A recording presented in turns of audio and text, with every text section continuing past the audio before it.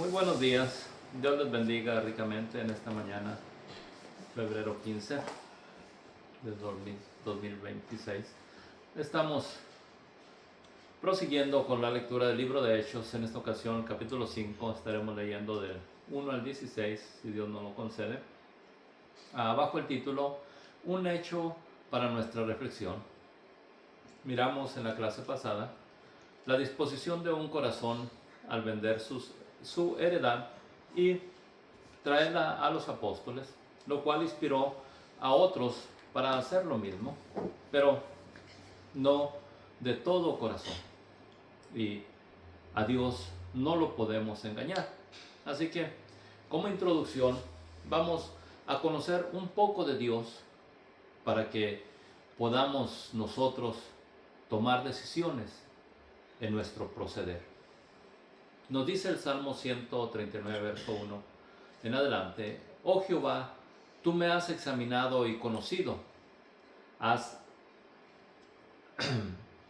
Tú me has conocido mi sentarme y mi levantarme. Has entendido de lejos mis pensamientos. Has escudriñado mi andar y mi reposo, y todos mis caminos te son conocidos. Pues aún no está la palabra en mi lengua, y he aquí, oh Jehová, tú la sabes toda. Detrás y delante me rodeaste, sobre mí pusiste tu mano. Tal conocimiento es demasiado maravilloso para mí, alto es, no lo puedo comprender. El escritor pudo tener un conocimiento de Dios, y creo yo que nosotros podemos darnos cuenta que si Dios es todopoderoso, nos conoce tal cual somos, y la escritura nos testifica de esto al respecto. Nuestro Señor Jesucristo, durante su ministerio, pudo testificar que no había quien le enseñara lo que estaba en el corazón del hombre, porque Él conocía las intenciones del corazón, y Él conoce las intenciones de nuestro corazón. Nos está testificando el escritor en los Salmos que Dios nos conoce tal cual somos. Así que, teniendo este pensamiento en nuestra vida, podemos nosotros darnos cuenta que la amonestación que los apóstoles nos hacen al respecto no está encubierta para nosotros. Y nos dice, verso 7, Gálatas 6, 7, no os engañéis, Dios no puede ser burlado, pues todo lo que el hombre sembrare, eso también segará. Y en 1 de Pedro 4, 16, nos hace saber, porque es tiempo que el juicio comience por la casa de Dios, y si primero comienza por nosotros, ¿cuál será el fin de aquellos que no obedecen al Evangelio? Así que, teniendo estos textos en mente y la amonestación que se nos da al principio de cada uno de ellos, podemos nosotros ejercer temor en nuestra persona hacia Dios, reverencia, respeto, y debemos de honrarle. Así pues, teniendo estos textos en mente, entramos en la lectura de el libro de Hechos, capítulo 5, del 1 en adelante, bajo el título Un hecho para nuestra reflexión. Dice: pero cierto hombre llamado Ananías, con Safira su mujer, vendió una heredad, y creo yo, inspirado por lo que había hecho Bernabé, vender su heredad y traerla a los pies de los apóstoles, a fin de que se repartiera entre los creyentes. Recordemos, estos sucesos pudieron haber sido hechos porque los apóstoles o los creyentes en aquel tiempo esperaban que Cristo estableciese su reino en un tiempo breve, o en esos mismos días, por así decirlo, en los que ellos estaban viviendo. No entendían que Dios había establecido un tiempo para establecer el reino de nuestro Señor Jesucristo sobre la tierra, del cual ya han transcurrido aproximadamente 2000 años, y no hemos visto que esto se cumpla, un poco más de 2000 años, y no hemos visto que esto se cumpla. Sin embargo, conforme a la Escritura, yo puedo decirles que estamos a las puertas. está próximo a que esto suceda. Así que hubo disposición en vender las posiciones pensando que el tiempo era tan breve que no las iban a necesitar. Y así, inspirados por Bernabé, Ananías y Zafira actuaron de esta manera. Pero cierto hombre llamado Ananías con Zafira, su mujer, vendió una heredad y sustrajo del precio, sabiéndolo también su mujer, y trayendo solo una parte, la puso a los pies de los apóstoles. Y dijo Pedro: Ananías, ¿por qué llenó Satanás tu corazón para que mintieses al Espíritu Santo y sustrajeses del precio de la heredad? ¿Sí? Un momento de reflexión. ¿Por qué dejaste que Satanás, o por qué dejar que Satanás cambie nuestra manera de pensar y la disposición que hemos hecho de servir al Señor? No hay manera, no hay razón para dejar que Satanás nos engañe. Pero la única manera de evitarlo es conociendo la palabra de Dios y vivir bajo esa voluntad. Y esta la puede usted encontrar para su vida solamente a través de la lectura de la Escritura. Y dijo Pedro a Ananías: ¿por qué llenó Satanás tu corazón para que mintieses al Espíritu Santo y sustrajeses del precio de la heredad, reteniéndola? ¿No se te quedaba a ti? ¿No era tuya la heredad? Y vendida, ¿no estaba en tu poder? Es decir, no hubiera ofrecido nada, no hubiera dado nada. ¿Por qué pusiste esto en tu corazón? No han mentido a Dios. Perdón, no han mentido a los hombres, sino a Dios. Y al oír Ananías estas palabras, cayó y expiró.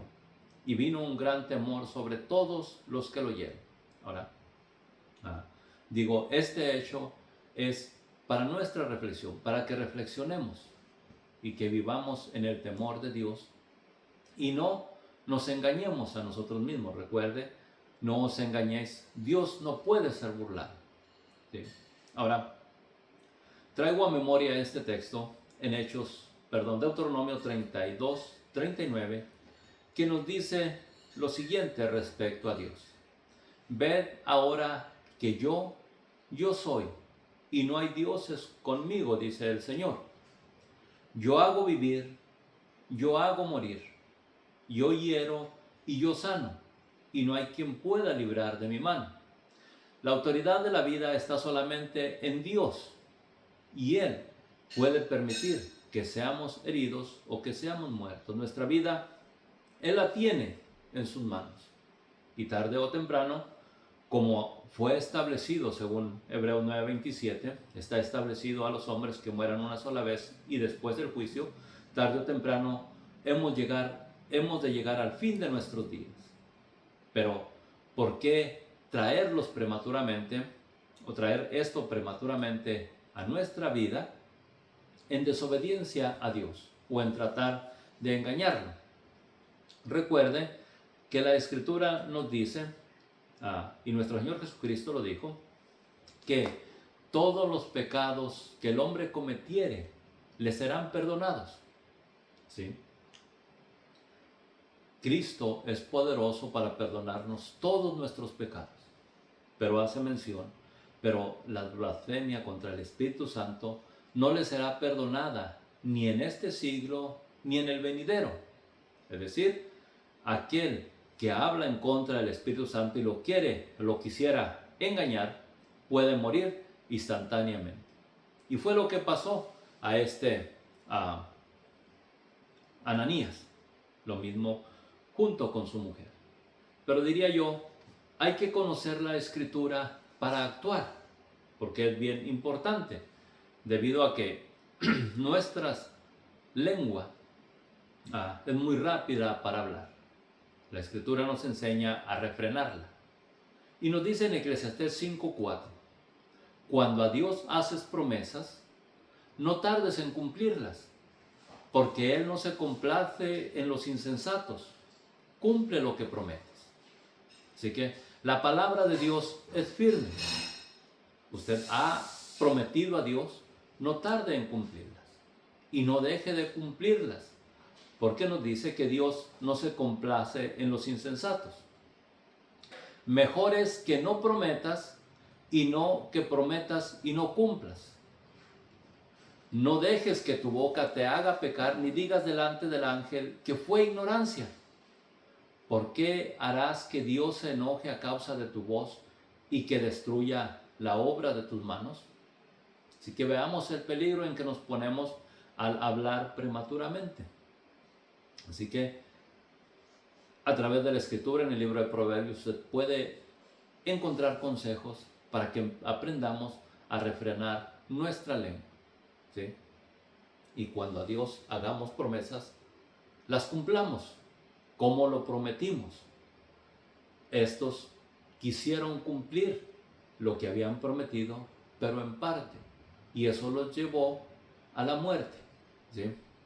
En 2 de Corintios 9:7 nos dice lo siguiente: cada uno dé como propuso en su corazón, no con tristeza ni por necesidad, porque Dios ama al dador alegre, ¿sí?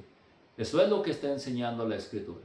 Lo que sucede es que a veces prometemos aceleradamente o apresuradamente, y cuando reflexionamos nos duele dar lo que prometimos porque fue exagerado lo que prometimos. Y ahí es donde pecamos delante de Dios, pensando en que nos vamos a quedar con las manos vacías. Pero sin embargo, la Escritura nos exhorta: cada uno dé como propuso en su corazón, y no con tristeza, ni por necesidad, es decir, queriendo dar a fin de obtener. Así que no lo hagamos de esa manera, porque Dios ama al dador alegre. Y poderoso es Dios para hacer que abunde en vosotros toda gracia, a fin de que, teniendo siempre en todas las cosas lo suficiente, abundéis para toda buena obra. ¿Sí? El Señor tiene sus promesas a aquel que da. Sin duda, Dios lo recompensa. Y en otras porciones la Escritura nos dice que el que da al pobre, a Jehová está prestando. Y sin duda, Él se lo volverá a pagar. Ahora, la pregunta que hace el apóstol a Pedro a estos personajes es: ¿por qué pusiste esto en tu corazón? Hechos 5:6, prosiguiendo la lectura, dice: levantándose los jóvenes, lo envolvieron, esto es Ananías, y sacándolo lo sepultaron. Pasado un lapso de tiempo como de 3 horas, sucedió que entró su mujer, no sabiendo lo que había acontecido. Entonces Pedro le dijo: dime, ¿vendiste en tanto la heredad? Y ella dijo: sí, en tanto. Y Pedro le dijo: ¿por qué conveniste en tentar al Espíritu Santo del Señor? He aquí a las puertas los pies de los que han sepultado a tu marido, y te sacarán a ti. Una de las cosas que nosotros debemos de entender en cuanto a Dios, en breve puedo decirles, es conocido y a través de la Escritura se nos revela como Padre, Hijo y Espíritu Santo. Recordemos, el Padre no quiere que ninguno perezca y está dispuesto a perdonarnos. Nuestro Señor Jesucristo fue dado para expiar nuestros pecados con su sacrificio y en su sangre redimirnos y llevarnos al Padre. El Espíritu Santo fue enviado para consolarnos, para instruirnos, para redarguirnos, ¿sí? Ahora, puedo decirles, Jesucristo dijo: a nadie condeno. El Padre está dispuesto a perdonarnos. Jesucristo dijo: a nadie condeno. Pero lo que nos condena a nosotros es la palabra, ¿sí?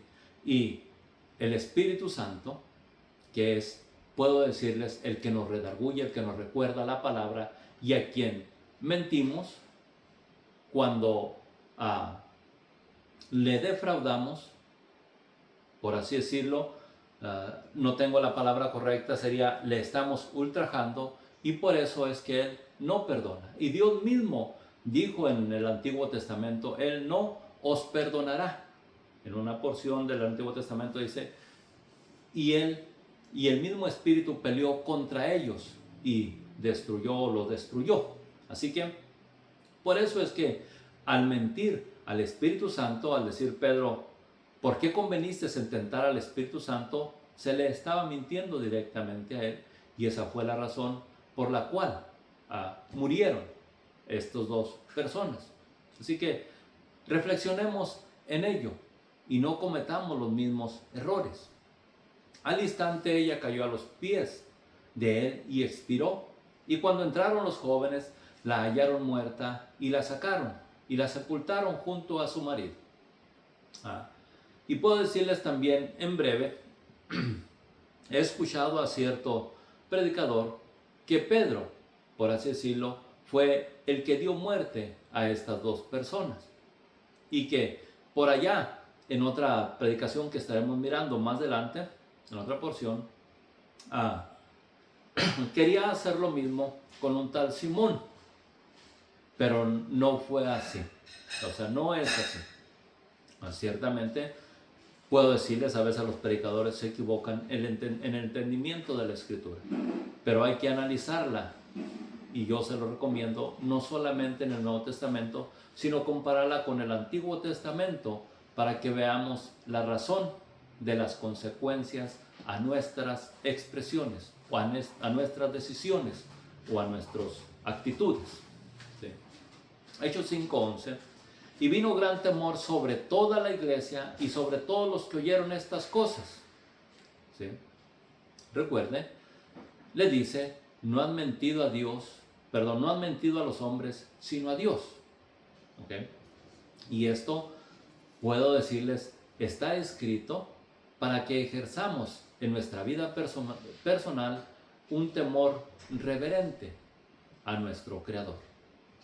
Romanos 15:4 nos dice, porque las cosas que se escribieron antes, para nuestra enseñanza se escribieron, a fin de que por la fe y la paciencia y la consolación de las Escrituras tengamos esperanza. ¿Sí? Está escrito en la historia para que reflexionemos, para que no hagamos como ellos hicieron, nos dice en otras porciones la Escritura. En Proverbios 1:10 nos dice, consejo divino, hijo mío, si los pecadores te quisieren engañar, no consientas. Así que no debemos consentir con los malos consejos. En 1 Corintios 15:33 nos dice, no erréis, las malas conversaciones corrompen las buenas costumbres. Velad debidamente y no pequéis, porque algunos no conocen a Dios. Y si no conocen a Dios, sin duda nos llevarían por mal camino. Pero conocer a Dios es conocerlo a través de las Escrituras. ¿Sí? Recuerde, estos acontecimientos pasaron en el principio del establecimiento de la iglesia, en el principio del ministerio de los apóstoles. Y en 1 de Pedro 4:17 nos dice, porque es tiempo que el juicio de Dios comience por la casa de Dios. Ananías y Zafira, puedo decirles, eran creyentes. Quisieron mentir al Espíritu Santo, fueron juzgados en la casa de Dios. Y si primero comienza el juicio por la casa de Dios, ¿okay? ¿Cuál será el fin de aquellos que no obedecen al Evangelio? Si a los mismos que están en la casa de Dios se les ha privado de la vida, no por mano humana, sino por voluntad divina. ¿Cuál será el fin de aquellos que no obedecen al Evangelio? Como en otra porción también nos dice, si el justo con dificultad se salva, ¿en dónde aparecerá el impío y el pecador? Así que reflexionemos en la palabra de Dios y vivamos bajo su temor y actuemos bajo su temor. Proseguimos en Hechos 5:12, dice, y por la mano de los apóstoles se hacían muchas señales y prodigios en el pueblo, y estaban todos unánimes en el pórtico de Salomón. De los demás, ninguno se atrevía a juntarse con ellos, mas el pueblo los alababa grandemente. ¿Quiénes eran los demás? Los religiosos, los que conocían la palabra de Dios, quizás, pero a su manera, y no se querían someter al Evangelio de nuestro Señor Jesucristo, que es llamado a todo hombre, o que llama a todo hombre al arrepentimiento, ¿sí?, y a las buenas obras. Y eso fue el mensaje de introducción al Evangelio, ¿sí? Haced pues obras dignas de arrepentimiento, y no penséis, tenemos a Abraham, tenemos por padre, ¿sí? Porque se amparaban en que Dios les había dado la ley, eran privilegiados, escogidos, y que era suficiente para que a ellos se les abriera la puerta a los cielos, o amplia entrada al reino de los cielos. Sin embargo, vemos que no era como ellos pensaban. Era necesario que un sacrificio fuera ofrecido por los pecados de todo el mundo, y que se creyera en aquel que fue sacrificado, como dice en otras porciones la Escritura, ¿sí? El Hijo del Hombre fue levantado para que todo aquel que en él cree sea salvo, ¿sí? Así que aquellos no se querían juntar, pero el pueblo, los religiosos, no querían juntarse con los apóstoles, pero el pueblo los alababa grandemente. ¿Por qué? Miraban los hechos que estaban sucediendo, los señales, los prodigios, los milagros, y sabían que habían andado con nuestro Señor Jesucristo. Y los que creían en el Señor aumentaban más, gran número así de hombres como de mujeres, tanto que sacaban los enfermos a las calles y los ponían en las camas y lechos, para que al pasar Pedro, a lo menos su sombra cayese sobre alguno de ellos, ¿sí? Y aún de las ciudades vecinas, muchos venían a Jerusalén trayendo enfermos y atormentados de espíritus inmundos, y todos eran sanados.